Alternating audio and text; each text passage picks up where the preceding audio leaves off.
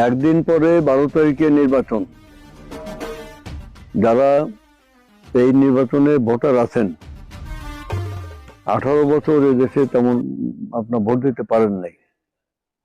অতএব এই নির্বাচনে সমস্ত ভোটাররা ভোট কেন্দ্রে যাবেন, ভোট দেবেন। এই কারণে যে একজন নাগরিকের তার মূল শক্তি হলো তার ভোটদানের শক্তি, ক্ষমতা। কারণ ভোটদানের যে ক্ষমতা, এটা হচ্ছে একজন নাগরিকের সার্বভৌম ক্ষমতা।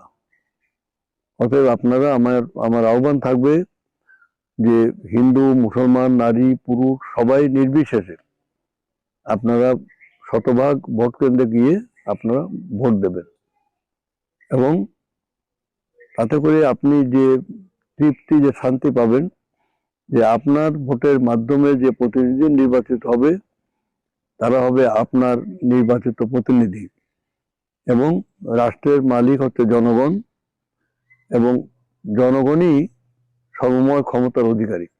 সমস্ত ক্ষমতা কিন্তু জনগণের হাতে ন্যস্ত থাকে।